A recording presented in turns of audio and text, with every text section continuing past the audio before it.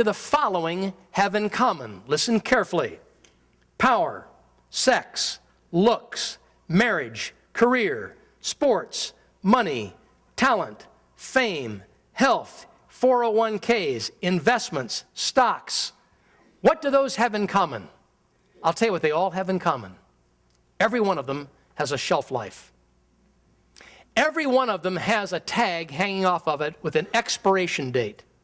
Every single one of the things that I have just mentioned. If I go through Scripture, it's interesting how God defines shelf life. He says things like, life is but a vapor. That's his way of describing shelf life for our life. Or he says, the pleasures of sin for a season. Sin has a shelf life. It has an expiration date, the pleasure in it. Or Jesus says, don't lay up treasures in this world where moth and rust doth corrupt and where thieves break through and steal. Shelf life. All right? And so God is constantly driving us to worship Him because He doesn't have a shelf life. There's no expiration date in the cross except for those who reject it. There is no expiration date in the gospel. It lives forever except for those who reject it. Every single thing in this world has a shelf life.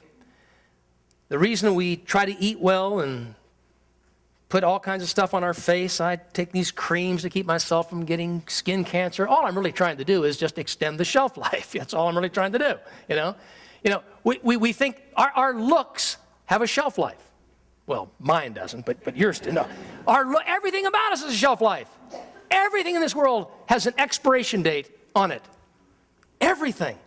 And yet man so desperately is trying to worship all the stuff in this world, or try to extend the shelf life in this world, or to try to change the expiration date. It just doesn't work. It doesn't work. So why do we worship God? Why does God need my worship? Is His day ruined if I don't worship Him? No. We need to worship Him because it keeps our focus on that which is eternal.